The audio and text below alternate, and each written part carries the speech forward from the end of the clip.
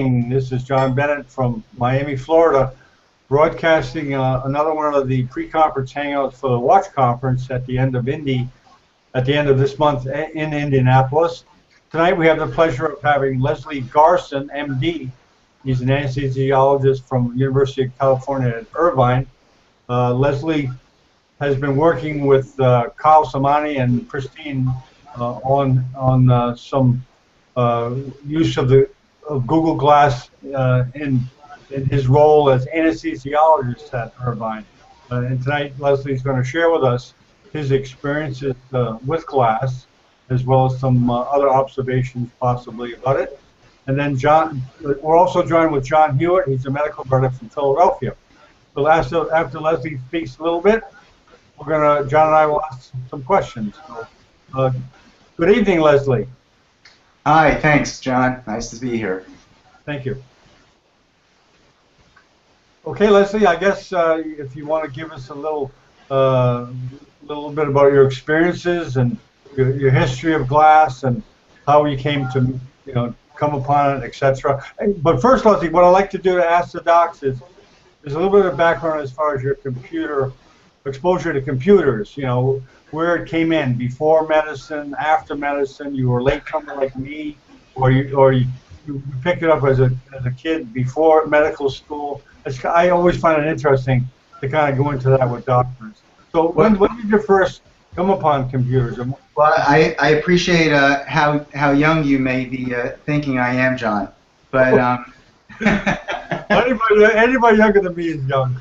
No, I kind of just started with computers and basic internet connectivity back in the, I guess it would be the early to mid 90s, when all this stuff kind of started.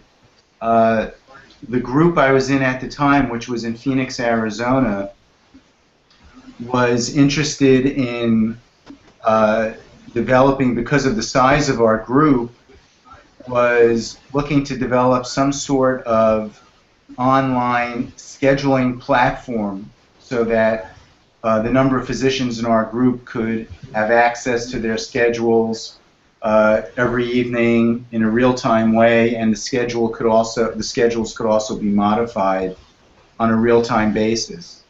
And I got involved in the committee to develop that for our group, and I guess that was my first real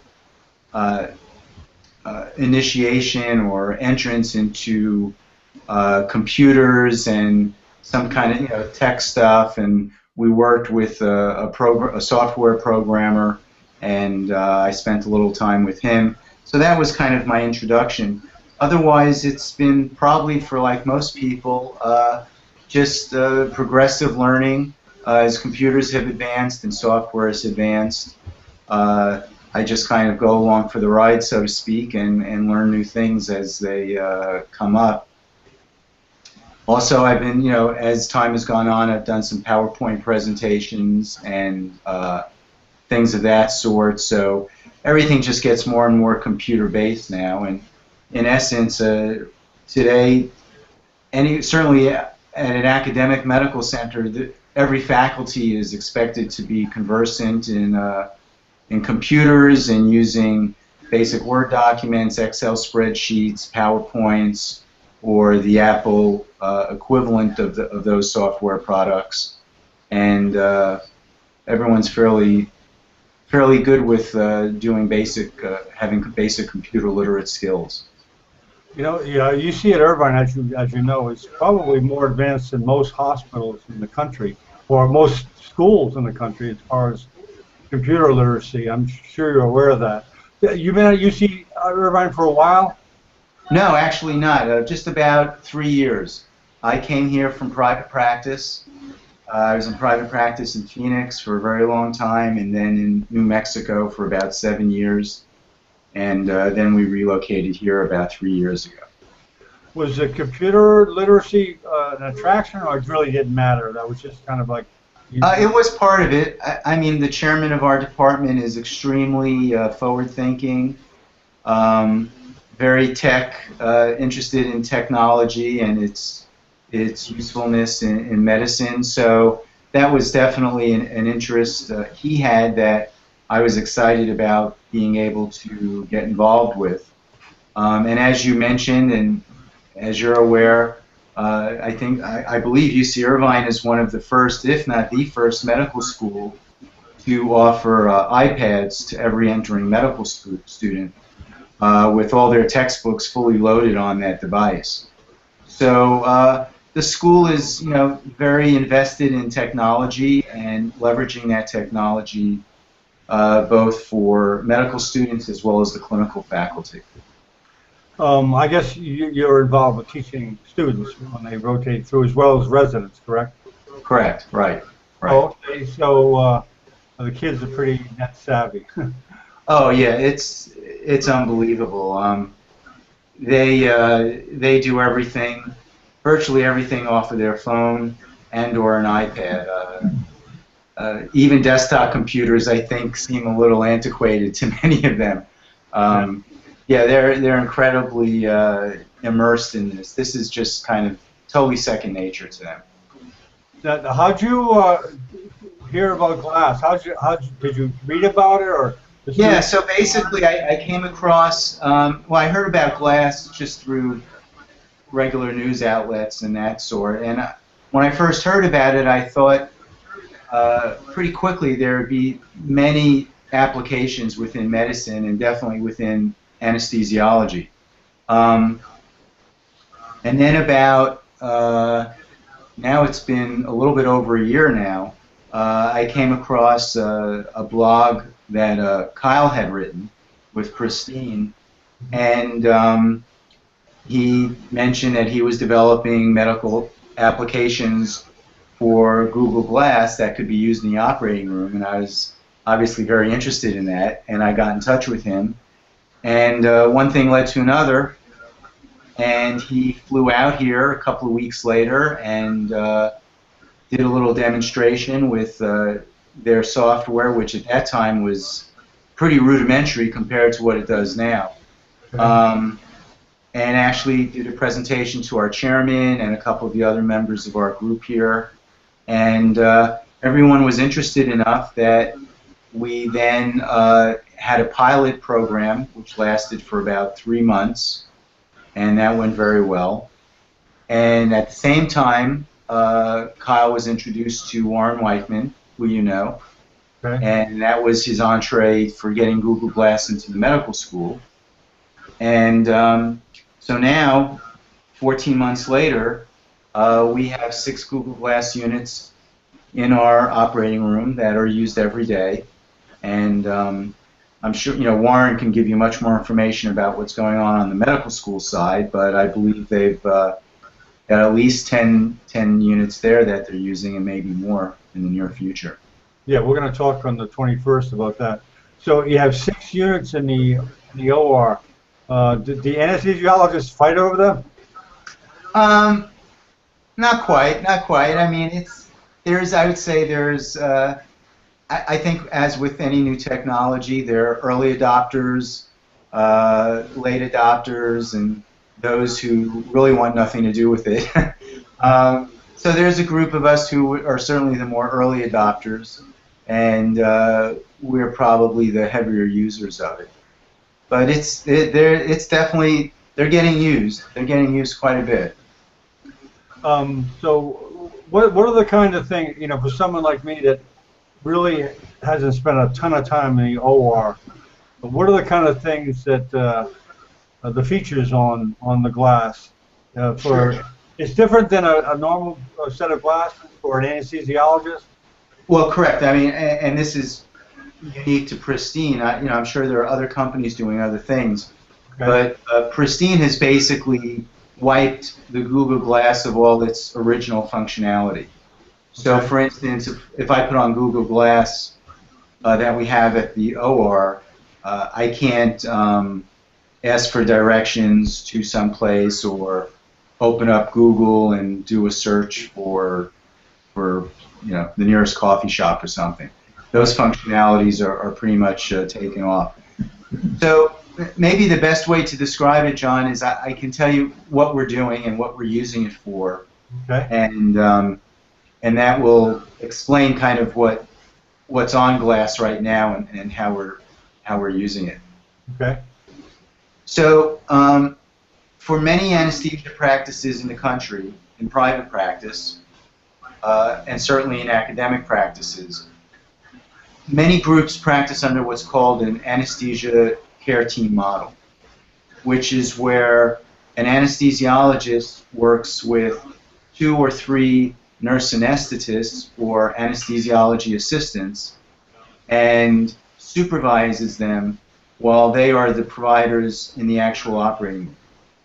So in the current workflow, the current way that works now is I may have 3 separate rooms that I'm responsible to supervise, and those rooms are not necessarily right next to each other. They could be kind of spread over the OR. And I need to go into those rooms and be present for the beginning of an anesthetic, be present at multiple times during the course of the anesthetic, and then always be present at the end of the anesthetic when the patient is woken up. Okay. And of course, we're also expected to be available for any kind of urgent or emergent situations that may arise in the operating room that we're responsible for supervising. So currently, the way things work is we, as antiquated as it seems, we still work with beepers.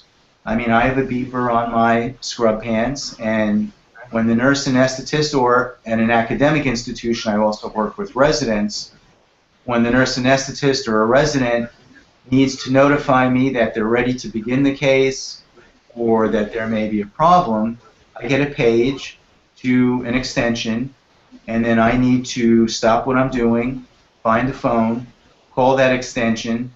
Someone has to answer it. I have to say, this is Dr. Garson. What can I do for you? And they say, oh, the nurse anesthetist needs you, or we're ready to start the case. And that's kind of the communication flow. Okay. And then, of course, I need to physically go to the room. What Google Glass has offered is basically remote eyes and ears into these operating rooms. Now, I still need to be physically present for the beginning of the case and for the end of the case. Okay. But for any kind of event that may occur during the procedure, Google Glass allows the resident or the nurse anesthetist to alert me, which all they do is by tapping the side of the Google Glass frame. That gives me an alert on my tablet. I look at it, I can immediately open up to see the view that they're seeing, see exactly what they're seeing with their Google Glass device on. And they can talk to me, and they can say, hey, Dr. Garson, look at this EKG tracing, and they can look right at it on the monitor.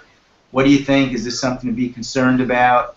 Here's the blood pressure. Are we okay with that? They can look over at the operative field and show me the incision that the surgeon has made, what the surgeon is doing.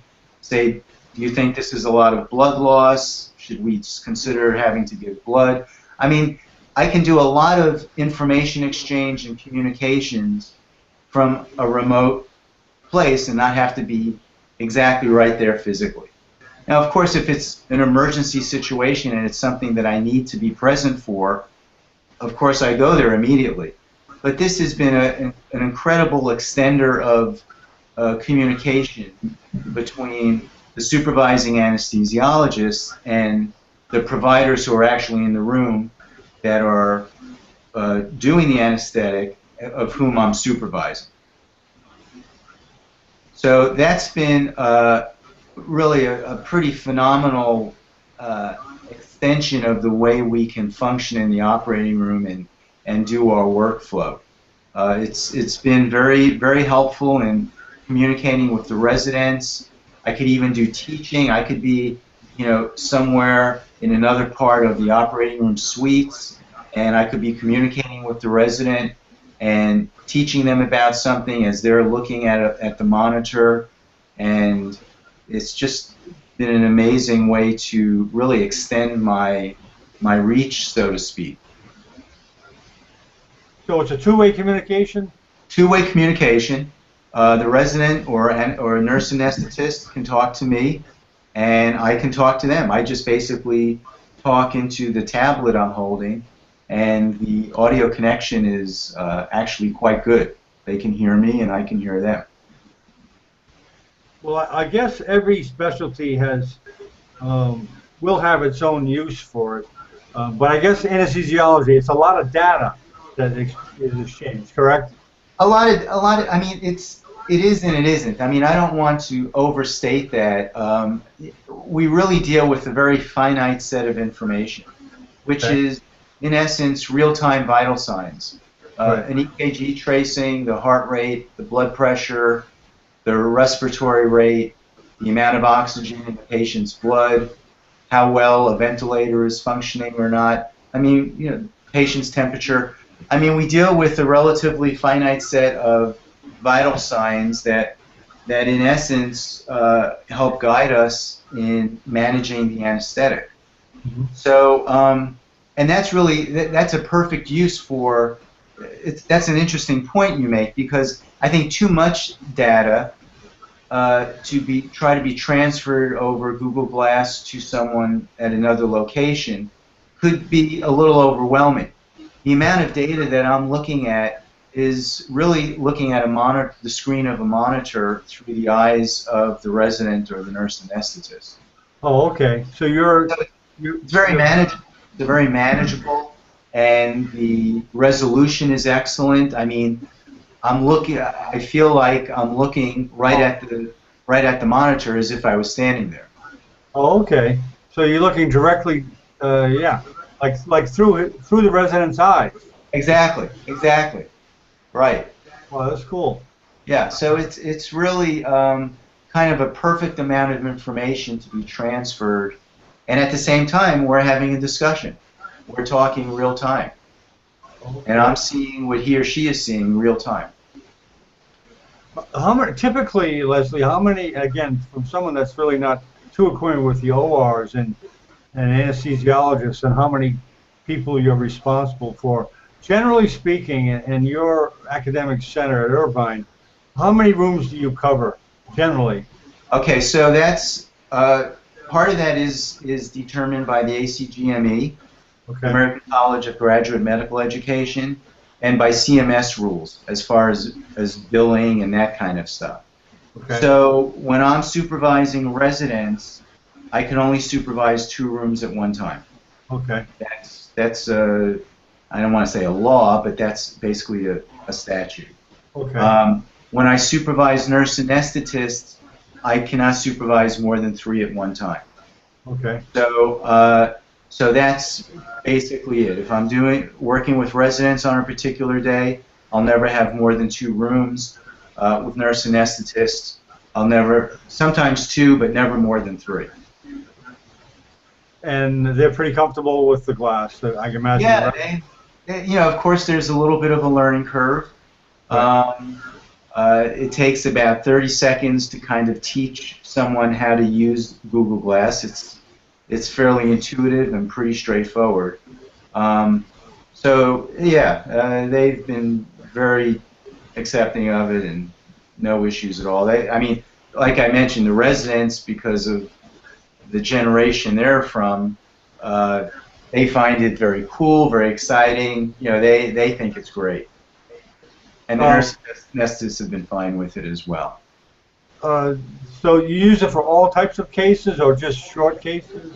No, yeah, all types. We've tried to actually use it on as many different types of cases as possible, so we could see, if there's more utility or less utility with different types of surgical procedures. So it's been we've been using it on all kinds of cases. Even long cardiac cases? Uh-huh. Mm-hmm. Yeah. Yeah. But some of those go like 8 hours, right? Yes, that's very true. Yes, they do. Wow. Some can be quite long. Yeah. Well,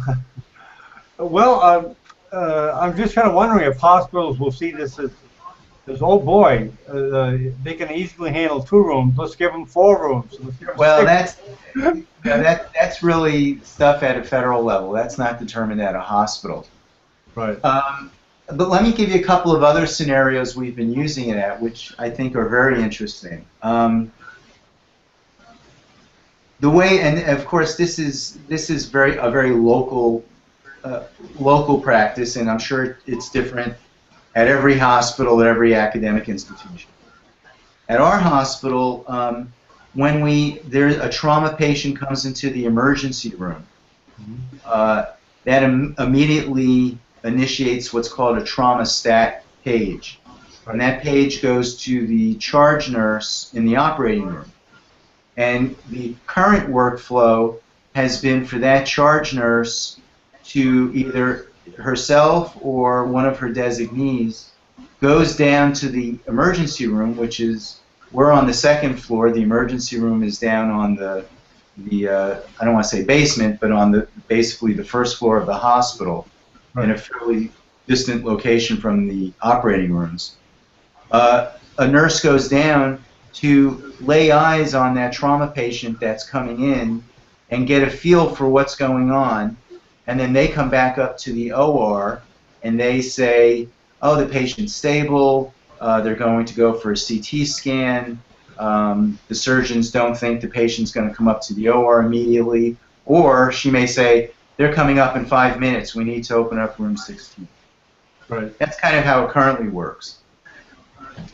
But until that nurse gets back, we're all up in the OR in the central scheduling center of the operating room, which is a big room with a number of computers and the OR schedule in there and a lot of screens and whatnot. Waiting to hear. We don't know. We're basically blind until that nurse gets back up to the operating rooms and tells us what's going on.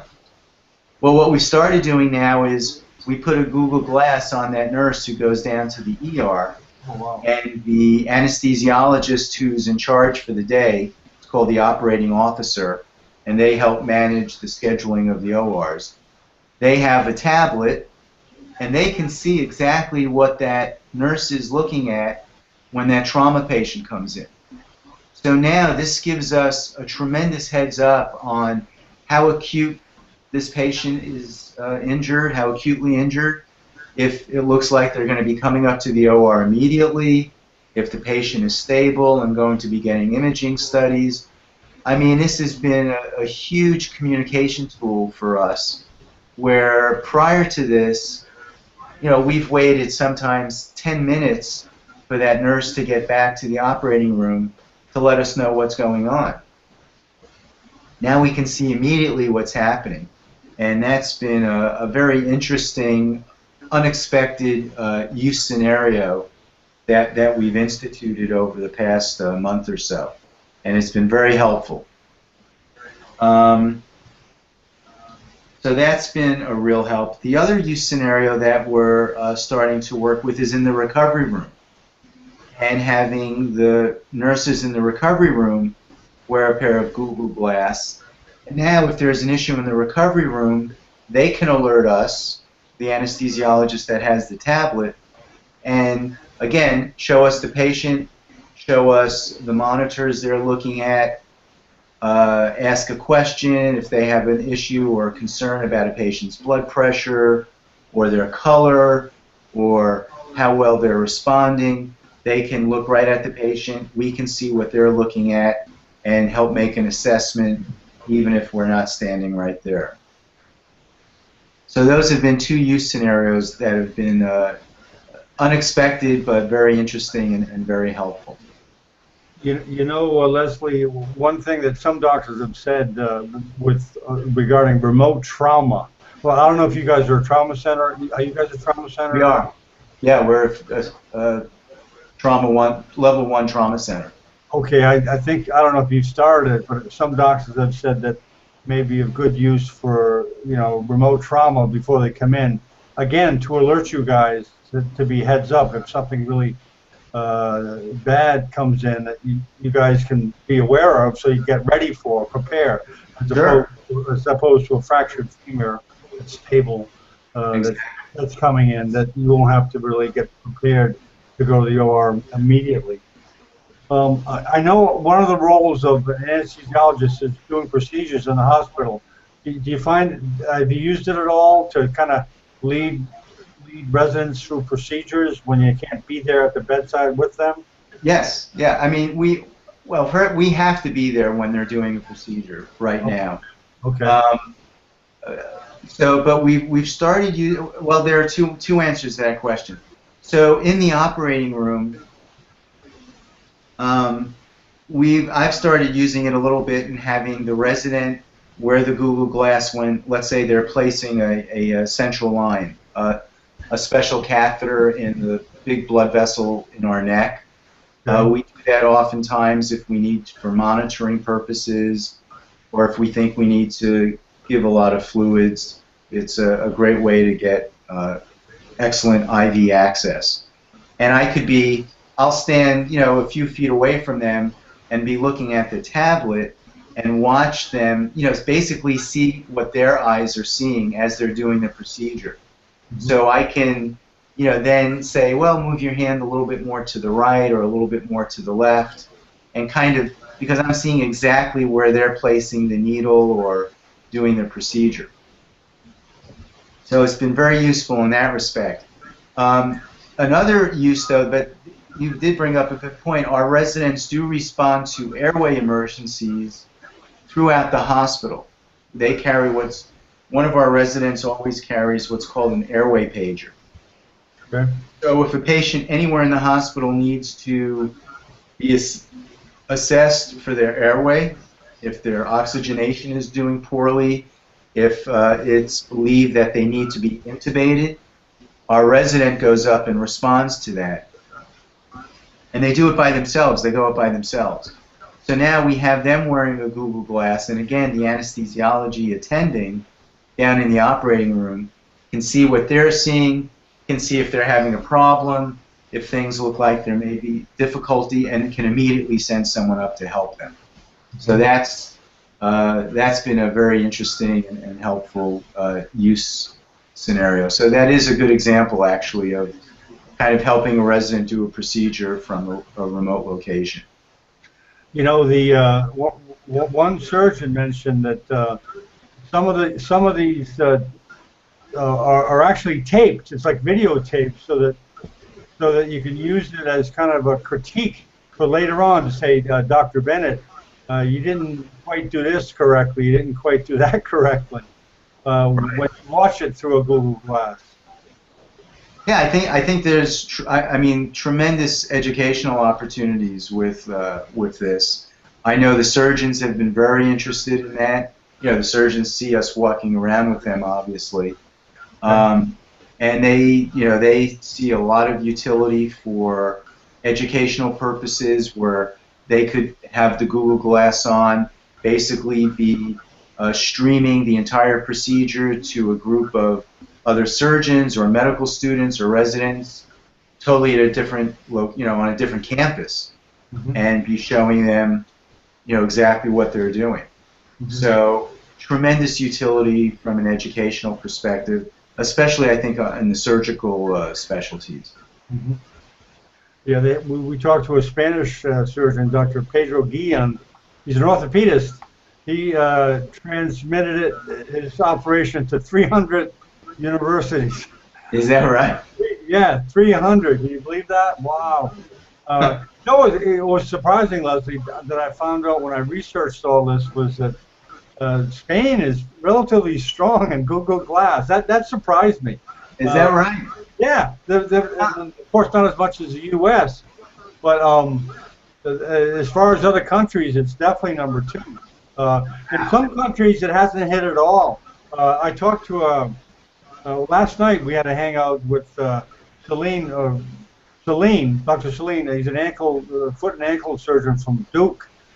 He took his Google Glass to India, and it was pandemonium. They had crowds there and he transmitted it back to a large audience in the United States, some foot and ankle surgery, and he said it was just created a big stir, a riot almost in the hospital, and they worked on the Wi-Fi system overnight to get it ready for his mission. But yeah, there's some countries that don't even have glass, and And I know in Australia and Japan it was illegal for a while until they get privacy things and security things addressed. But Interesting. yeah, Interesting. it is interesting the way to see this develop. What do you think? Again, oh, excuse me, John. I'm asking all the questions here. John, is there anything you want to ask? That's fine. Yeah, I mean, the remote presence, the virtual presence is pretty fascinating. But when it comes to transmitting actual data, I'm wondering if there's any use or advances that have been made. In other words, it's nice if somebody can tell you the status of another patient or look at the instrumentation or the urine bag, or if, say, it's a neck surgery and the patient has a spike in blood pressure, you look over and, oh, well, they flipped onto their back or onto their stomach. That explains the change. But if you want to transmit actual readings, analog readings, EKG, you seems you need an interface. I know a few different types of boards that are pretty good at bridging the gap between device and the phone. Usually it'll pair with a Bluetooth connection or something like that. For example, the board I use a lot is called the Yo-Yo board, I/O for input-output. You have 4 analog channels, 25 digital channels. A little useful, but I don't think you guys are probably at that stage yet in the OR. Right. Yeah, I know. I think I know exactly what you're asking, John. Basically, to have the let's say the vital sign data displayed on the Google Glass screen in front of your eye. Right. Is that? Yeah.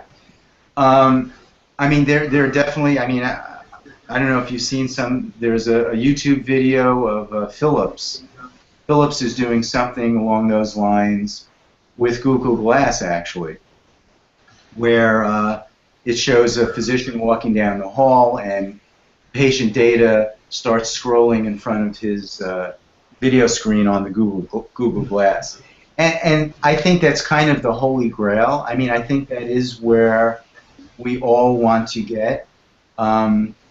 The technology challenges are way beyond my level of understanding, but obviously there's a whole interface issue between the data that's going to a monitor, a patient vital signs, to the monitor, and getting that data onto your Google Glass. Especially considering there are multiple vendors that make all these monitors.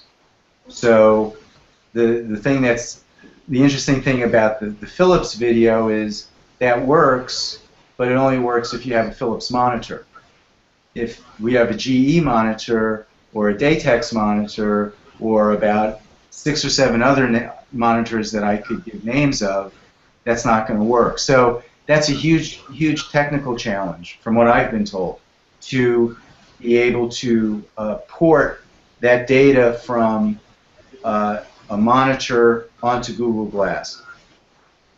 And then there's also, once you start doing that, you start getting into some FDA things, because then that makes you're turning Google Glass into a medical device, because you're basically you're not just transmitting patient data that exists in another place, but the device is actually now exhibiting this patient data as if it's coming from the device.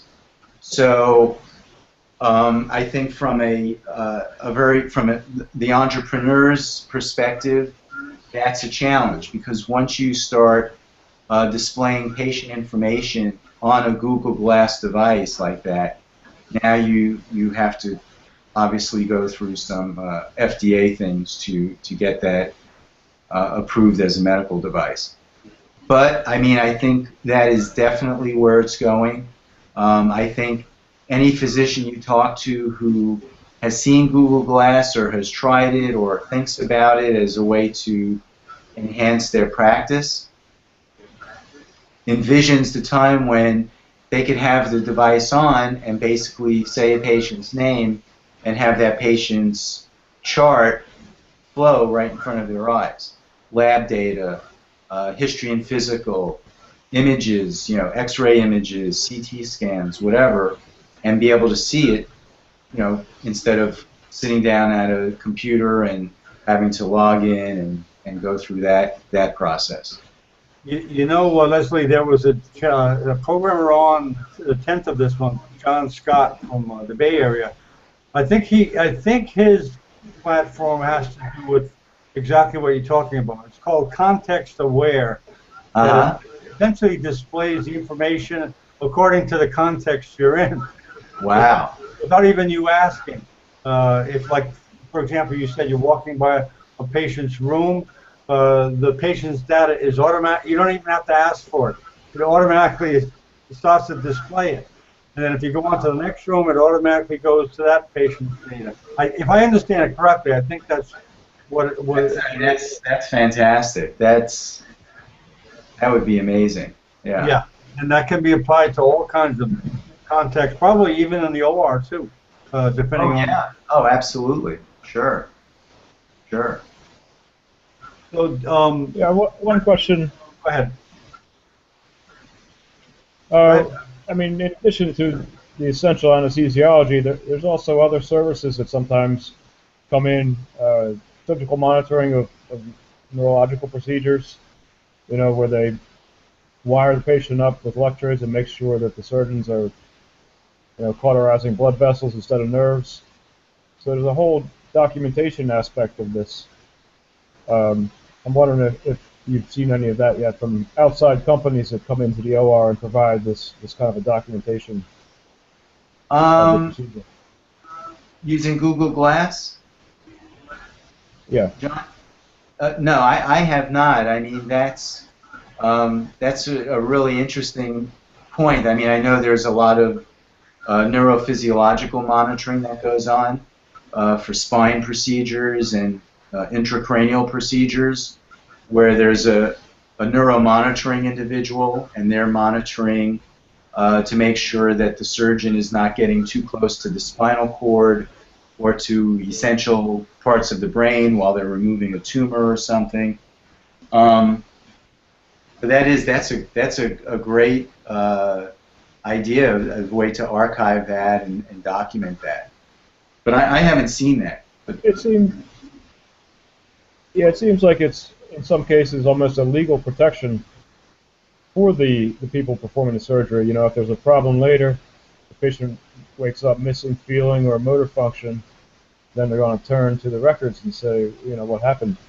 Exactly. I guess from your end, one job of the anesthesiologist, obviously sitting there, is to stay awake and watch the instruments. Is there any kind of application for Google Glass to prompt the anesthesiologist, hey, check on this, or if it's no, there isn't. A heart change? Fortunately, we don't fall asleep too often during the days. I know you're not truck drivers in there, but I used to work in the OR too, and I've seen some of the anesthesiologists after a while. Yeah, they not doing a whole lot. Yeah, you're right. It can get a little, especially 3 o'clock in the morning. Yeah, I mean, again, no, I haven't seen that, but that's a great use scenario, and that's an interesting thing. John is bringing, in the past 5 minutes, he's mentioned like three potential uses that are fantastic, and that's one of the interesting things. I mean, basically, anyone you put these on in the operating room area, whether it's a surgeon, a nurse, one of the nurse managers, they'll say, oh, how about doing this? Everyone comes up with some unique idea of what you can do. I mean, the number of uses you can come up with for this kind of wearable technology are virtually limitless. I mean, I love that idea of the alerts. That's really I may steal that one. Leslie. Well, I mean, go ahead, John. Well, the instruments sitting on the rack, I mean, they're generally, I don't know, I'm not an expert, but they're kind of dumb instruments. They don't store a lot of data. They don't sense when there's a problem. They don't talk to each other and say, well, blood pressure is high, but respiratory rate is low. They don't have any knowledge. It just seems like glass if it has the right data pipeline, could do a lot of that in the background for you. Yeah, oh, definitely.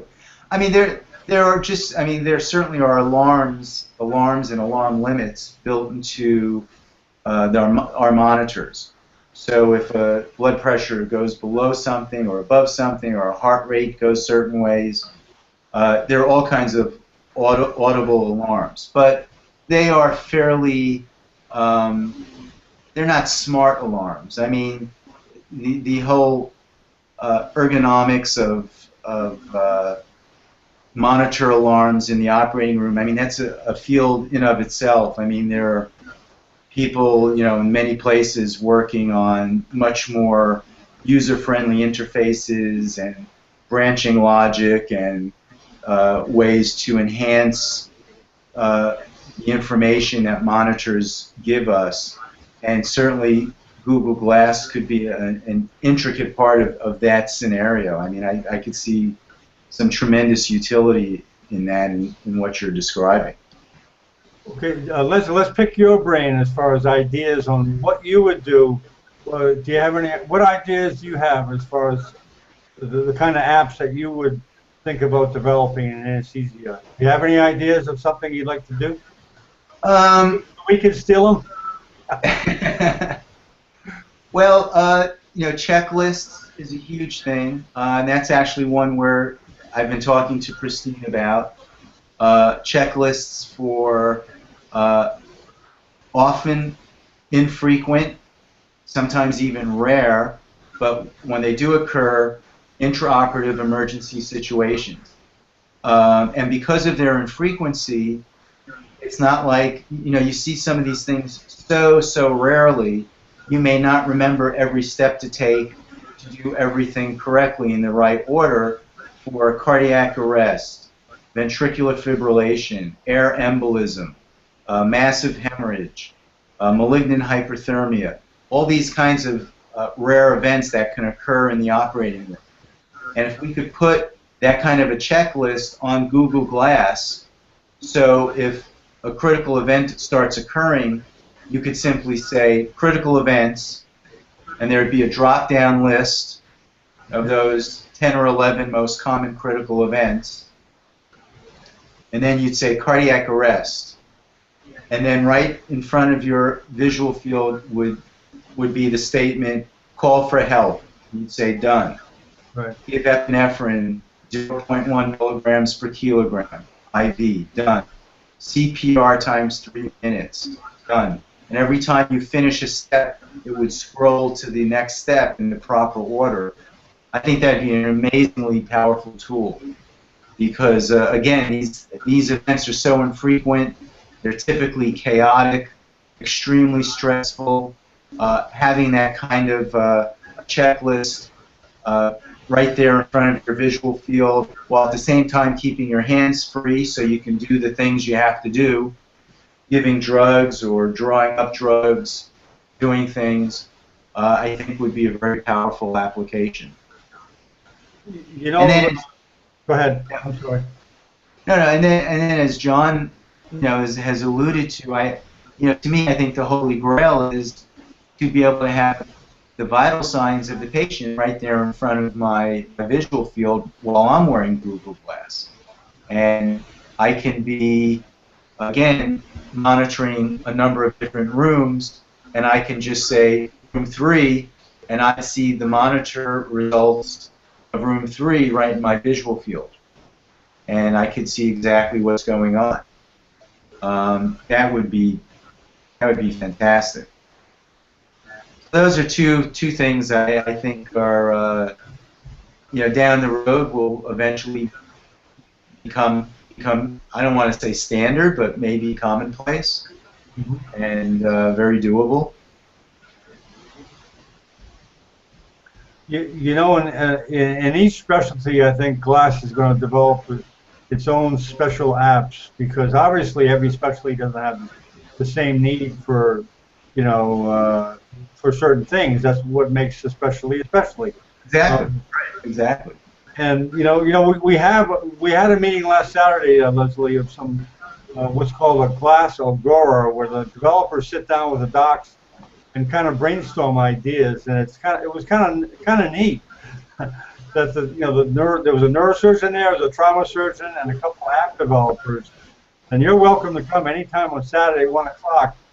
It's kind of informal. You just kind of throw some ideas around, because and also this Hangout platform is a good way to do that, where someone like you, an anesthesiologist, can get done with the OR and sit down and then get on a Hangout with your developer and say, hey, would this idea work, or can we do that?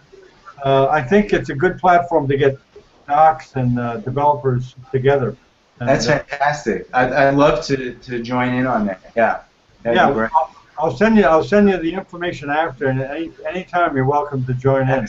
And, we had a great meeting last week, and I think it's going to grow. But this is an exciting time, because I have the pleasure of meeting doctors from all different areas, like you, that are using glass, and it's I think even in general practice it's going to be used, because I don't know if you heard of a company, Augmetics.com.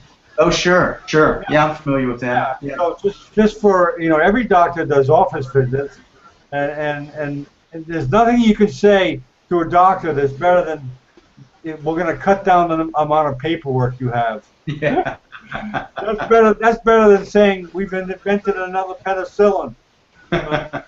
Because doctors spend so much damn time documenting. Right. And if you can tell a doctor, we're going to cut down your documentation by 30%, wow, how much do I pay for that? Yeah. So that's going to be a fantastic thing, I think. Yeah, I think they're doing very well. I think I know they've gotten some money from venture capitals and companies, and I think they're making quite a splash. Yeah, they're going to be speaking on the 24th, and Oh, great. It was hard to get them. They were very nice. They were very nice. They're booked solid. Everybody wants to talk to them, because initially when I first started doing this, Leslie, at the beginning of the month, I thought, well, I'll meet some surgeons, I'll meet the anesthesiologists, I'll meet interventional cardiologists. But then in the last couple of weeks, I saw that, wow, this is going to affect all doctors, not just niches, surgical niches, and not just the OR. This is going to be in many parts of the hospital. Some more impactful than others, but it's going to impact a lot of people. I don't think there's any area within healthcare that won't be impacted. I mean, to me, this is far beyond physicians. I think nurses will have tremendous utility of this. People who work in essential supplies, they can wear glass and do, just by looking at all the things they're pulling for various parts of the hospital, do immediate inventory control. Just by the Google Glass looking at the QR codes on the pallets they're pulling and the stuff they're sending to all the different floors. I mean, it could there's not one aspect, I think, within the whole healthcare continuum that you can't envision some use for a wearable device. Anything that requires you to be hands-free, this is a fantastic advance, I think. And so much of what goes on in hospitals, people need to use their hands to do stuff. Just walk around a hospital, and everyone is doing something with their hands. Right. Well, yeah, it seems like it seems like having the camera where the person would naturally look automatically gets the most interesting things. But beyond that, imagine if you had a second pair of glasses facing the other way behind and two on the sides, and the remote person could select which glass he wants. Then you would have a huge amount of data available to you, not just the obvious what the wearer chooses to look at. That's right. Yeah. Well, I think even the physical shape of glass is going to change according to the need. It will not be anything like it is now. It'll be completely different shape according to the specialty. Some will need big screens, some will need small screens, some will need 3 screen. I think the doctors need to meet not only with the app developers, but with the designers of the glass, so that Right. they can give their input as to the shape, on where they want certain things on the glass, because I think no two specialties will have the same wants and desires as far as design of the glass themselves. Yeah, exactly. I think that's very true. Yeah. Well, gentlemen, I think we covered it. I really appreciate you coming out, Leslie, Absolutely. from LA, and anything. You're always welcome to come back and shoot me an email if you want to do a hangout for anything new that's happening or something you want to talk about. And Okay. I'm going to email you the URL of this talk so you can use it. And also, I'll let you know when the Glass Agora is having their meeting. I think they're going to expand. Yeah, if you could send me a link like you sent me a link for this, is Yeah. that possible? Yes, I'll do that. That'd be perfect. Yeah, that'd be I'll great. do that. And so thank you very much for coming out, Leslie. Absolutely. Thank you, John. John, very nice meeting you. And You it's too. been great. It's been good. Okay. Good night. Okay, good night. Thank you. Bye-bye. Bye.